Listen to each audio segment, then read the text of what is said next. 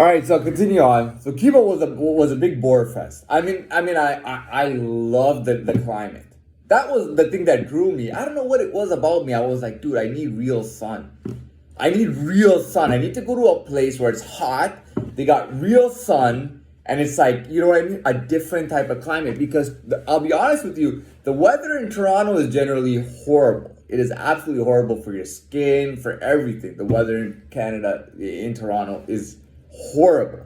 So I was like, I gotta get that class. So I soaked in all I got. I enjoyed being there for 7 nights straight, or 3 nights. It was splitting between two cities, and but really it was a bore fest. There was a lot of old people there. All you could do is drink and watch the show. They had shows on all night, live shows, dancing and all that stuff going on, and you could just hang out and watch it. And everybody was out. But it was mostly old people, Canadian, American, whatever they were. I don't know about American, but they were all old people. Now, I had a good time there. But the next time I come back, so I come back and I get a job at a Chicago company, right? And so that was, I got the job like at the end of March, early April, when I went to Cuba. That's when I went to Cuba around. And then a couple months later, I tell the boss, I'm like, dude, I got to take another trip. So I'm taking another 1 week trip, but this time I'm going to Dominican. The Dominican was a lot of fun. It just so happened that I met a couple of girls, and they were young girls, like around my age, and they were from another city far away in Canada. Well, what happened was that they were staying at a really nice resort. I don't know. That's what they told me. They claimed that they were staying at like a really nice resort. I was staying at like not a nice resort at all. You know what I mean? But I didn't have that paper, man. But anyways, I meet them. And they come to visit the resort. Well, first I just happened to see them at the nightclub that I went to, which was off the resort. And then when I came back to the resort, I happened to see them. And we hit it off, right? I don't know. The funny thing is, when I went to Cuba, those two Mexican guys who were from Canada, they were telling me don't go anywhere by yourself. Yeah, I mean, we'll come with you. It doesn't look good for a guy like you to go by himself. Just hang out with us the whole time. You know what I mean? So I would hang out with him most of the time, or except when I wanted to excurse on my own. But I would hang out with them. Now, when I went to Dominican, I met two girls. Instead of two guys, I meet two girls, and they're like my age, and they said, we gotta hang out. So it just, I don't know what happened, but we hung out the whole time. We hung out every day. We went to eat together. We went to party together. We hung out in the pool together. And we just hung out all the time. And they would tell me, hey, you're really lucky you get to hang out with girls now. You know what I mean? Like this only ups your value because everywhere we go with you, it makes you look better that you're one guy and you're with two girls. And we had a really good time. We enjoyed our time there. Like I said, we ate together, we went to the pool together, went to parties together. We did everything together up until the last night. We hung out till like 5, 6 in the morning, and then I had to leave with my flight. They were leaving the following day. So Dominican was really good because there was a lot of young people, and people from states, because people from states can travel to Dominican, unlike Cuba at that time. So it was a lot of Americans too, and I had a really good time in Dominican. I come back, and something happened. I was riding ATVs, and on the ATV excursion, they stop at a farm. And I don't remember really going to. I might have gone to a farm field trip when I was like 7 years old or 6 years old. I don't remember. But this was like my first time actually being in a farm. So I come into it's a small farm, by the way, a really small farm. It's a farm area where they got sugarcane and all that. That's where we were riding ATVs, it was a long ATV ride. And so they stopped me at this farm. They had blue crabs. They had avocado trees, mango trees, sugarcane field on the side. They had chickens and ducks and everything they can imagine. And I had this weird obsession. I saw the chickens and stuff, and I started looking at them. And I have this weird obsession all of a sudden. I want to pick them up. They're not gonna let me pick them up because I'm not from it, so they want me to pick them up. So I start chasing after them, but I'm very uncomfortable because I've never really been around chickens. So I'm really uncomfortable, and they're full-grown chickens. And the lady goes to me, go, catch them, man, just pick them up. So I go a little close, and he goes ahead, and I'm hesitant, and the chicken can see that I'm hesitant too. So seeing that I'm hesitant, it doesn't want me to catch it at the same time because it doesn't feel like I'm confident. And I had that. I came back and I was just like, a couple months later, I'm like, dude, I did Cuba, I did Dominican. Those are all inclusive trips. And I gotta do a real trip. I gotta spend like 6 weeks or 2 months in a place. And I gotta go south where the sun will really be burning. So I chose southern Colombia because it was the closest to the equator. Now Ecuador is called Ecuador because in Spanish it means equator, and it means that the equator is in Ecuador. Now my two options are go to the equator in Africa or go in South America. Like, dude, naturally I'm gonna go to South America. To be honest, when I went to Dominican, I felt like there were way too many black people, to be very honest, and I didn't like hanging out in places where there were a lot of black people. It just didn't feel like my scene because I'm not black. So what am I gonna do hanging out with majority black people? You know what I mean? It feels weird, you know. So it doesn't.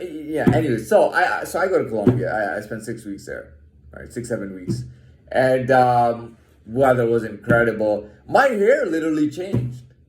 And I made it, because what happened was I went riding horses one morning in Dominican, early in the morning. And I had shaved my head. Now, when the sun hit my head, I could feel my hair change. You know, it was a different type of sun, you know. And the sunlight hits my hair and I can feel something change. You know what I mean? I can feel it. But my hair is still short. Now I go to Colombia and I'm by the equator. I can feel it again. I let my hair grow out. And my hair is thicker. You know, before my hair used to be just fine and silky, like smooth and silky, like just strands. And they were smooth and silky and like super fine, eh? And then they just started getting like thicker and everything. Dude, I got a dread right here. Look at that. Look at my dread right there. Do you see that? Do you see this right here? Do you see the dread there? You know what I mean? My hair changed, literally. And that's what I was looking for. I knew that the climate would change my body. My body was craving this hot climate and this sunlight. You know what I mean? And I knew that it would change me. And it literally changed me. Like my hair literally changed, man. It was crazy. Come back and I've talked about what happens when I come back. Anyways, but that was my point. I did ATVs, right? And I think ATVs is a cool activity. Now, Toronto is a messed up place, man. Toronto's a messed up place. You know, if you really want to live, you know, Toronto's a messed up place, man. There's not a lot of fun, man. Outside of nightclubs and restaurants, there's not a lot of fun activity, man. Dubai is full of activities, to be honest. Dubai is full of activities. I know New York is a really active scene. Toronto is really laid back, man. Toronto, there's nothing going on in Toronto, man. There's nothing to go. I'll be honest with you, the nightclubs are shitty in Toronto. The nightclubs suck. The nightclubs in Toronto are horrible, man. They're so shitty, man. It doesn't... Dude, you'll hear, oh, this is the most happening nightclub. It is a piece of crap, man. You do not want to go partying in Toronto nightclubs, man. You do not want to go partying in Toronto nightclubs, man. I was lucky because I had found this bar, which closed down in 2015. But I found this bar, which I went to for 6 months or 4 or 5 months. And that bar was special. I don't know what it was. They played Latin music mainly there, but they played other music too. But the thing was that beautiful girls used to come into that bar. Every night, there was maybe 10 guys and literally dozens of beautiful girls. All the girls were dressed nice. All the girls were attractive. All the attractive girls liked going there because there was less guys there. There was a lot of girls, and there was dancing and all that girls liked, and they liked hanging out there. And it was in one of the nicest parts of Toronto. It was in a very nice part of Toronto. Like an upscale where they got expensive condo buildings, expensive everything. I still have pictures in my phone from before. I lost most of the pictures, I don't know why, but I have some pictures. And literally, I took a picture and it's a lineup of like exotic cars. It's like Ferrari, Lamborghini, you know, it's just like a lineup. That was normal. It was next to this gigantic fine dining restaurant, which was supposed to be the shit. I walked in there once and I sat on the table. I didn't order anything. Yeah, I wasn't going to pay. It was like, what, $400 a dinner? I sat there and then I left. But I used to take pictures every time I walked by there. There would just be lineups of exotic cars. But this bar, I was lucky. I'd go there and it was the best place to party, man. There were just so many hot girls, man. And super attractive girls. I met so many attractive girls. That first girl that I got with, I had invited her to that particular place.